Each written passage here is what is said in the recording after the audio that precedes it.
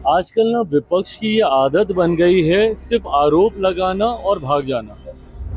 तो जब आदरणीय लालू जी ये बात कहते हैं कि अगर झूठ को नापने की कोई मशीन हो, अगर ये मशीन 90 के दशक में होती तो दूध का दूध पानी का पानी उसी वक्त हो जाता। आगामी विधानसभा चुनाव में विपक्ष अपना खाता भी खोल लेना तो ये बड़ी बात होगी। एक झूठ बोलने वाले मुख्यमंत्री दिल्ली में भी थे जो बड़े बड़े दावे वादे कर कर आए थे।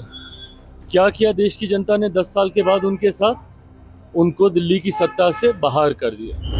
सर लालू प्रसाद कर रहे हैं कि अगर झूठ नापने का कोई मशीन होता तो मशीन भी टूट जाता। इतना प्रधानमंत्री ये झूठ बोल करके गए। क्या झूठ बोले बताएं तो। आजकल ना विपक्ष की ये आदत बन गई है सिर्फ आरोप लगाना और भाग जाना। और देश भारत एक लोकतांत्रिक देश है। देश की जनता ये सब बातें देखती है और उसी के आधार पर अपना फैसला करती है।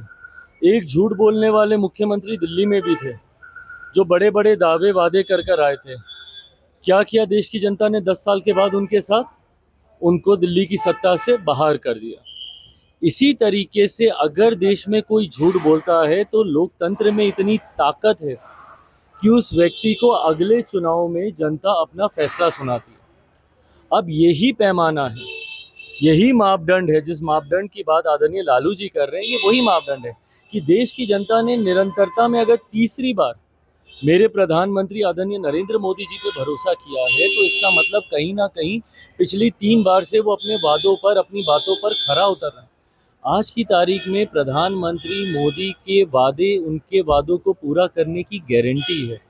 और यही कारण है कि आज तीसरी बार, ये कोई सामान्य बात नहीं है कि एक ही सरकार, एक ही व्यक्ति लगातार निरंतरता में 3 बार चुनकर आ गया। इससे पहले जब ये हुआ था, आज से लगभग 6 दशक पहले, उस वक्त परिस्थितियां अलग थी, उस वक्त विकल्प नहीं थे। इस बार तो विकल्प लिया आपने, अपने विचारधारा से समझौता करते हुए तमाम विपक्ष एक साथ आ गए, सारे विपक्षी दल एक साथ आ गए।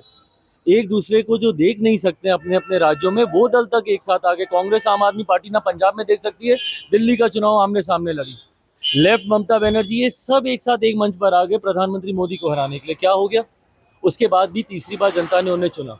तो जब आदरणीय लालू जी ये बात कहते हैं कि अगर झूठ को नापने की कोई मशीन हो, अगर ये मशीन 90 के दशक में होती तो दूध का दूध पानी का पानी उसी वक्त हो जाता।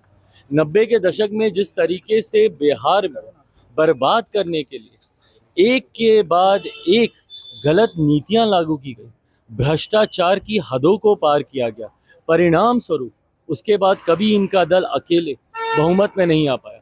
हमेशा इनको उसके बाद मुख्यमंत्री जी की बैसाखी का सहारा करके इनको सत्ता में आना पड़ा। तो दर्शाता है कि झूठ इन्होंने बोला था, जनता ने इन्हें नकारा है। तीसरी बार मेरे प्रधानमंत्री को प्रधानमंत्री पद देने के बाद जनता ने उनके वादों पर मोहर लगाने का काम किया कि यही व्यक्ति हैं जो अपनी बातों को पूरा कर सकते। स्वागत है, मैं अपनी तरफ से, अपनी पार्टी की तरफ से उनका स्वागत करता हूँ। बिहार वासियों की तरफ से माँ महिम का मैं स्वागत करता हूँ। और मुझे खुशी है इस बात की कि जिस तरीके से बिहार हमारा आज केंद्र बन गया है।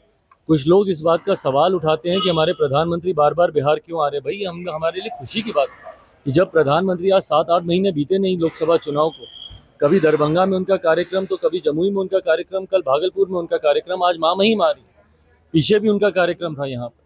तो ये दर्शाता है कि किस तरीके से बिहार एक महत्वपूर्ण राज्य है।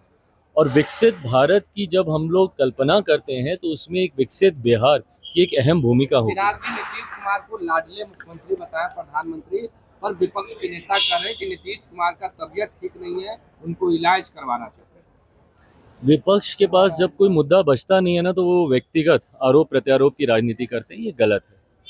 प्रदेश के मुख्यमंत्री हैं, इस तरीके से उनको लेकर भ्रम फैलाना, इस तरीके से उनके स्वास्थ्य के बारे में झूठी बातें करना आपकी बौखलाहट को दर्शाता है। आप जानते हैं कि विधानसभा का चुनाव आप हार रहे हैं, उपचुनाव में इनको पता चल गया, तथा कथित जो इनके गढ़ थे वो तक ये लोग हार चुके हैं।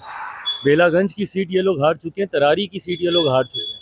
तो ये दर्शाता है कि आगामी विधानसभा चुनाव में विपक्ष अपना खाता भी खोल लेना तो ये बड़ी बात होगी। 225 से ज़्यादा सीटें जीतकर इस बार हम लोग सरकार बनाने जा रहे हैं। अब क्योंकि कोई मुद्दा नहीं बचा तो ये व्यक्तिगत आरोप पे विपक्ष आ गया है, जिसका जवाब भी जनता देगी। लालू प्रसाद यादव के बेटे हैं निशांत को कह रहे हैं कि आरजेडी ज्वाइन कर ले, बेहतर हो।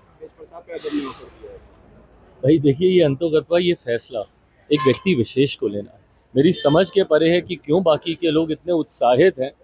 ये फैसला उनको करना है कि उनको राजनीति में आना है, नहीं आना है, कब आना है, कैसे आना है। आएंगे तो हम लोग स्वागत जरूर करेंगे।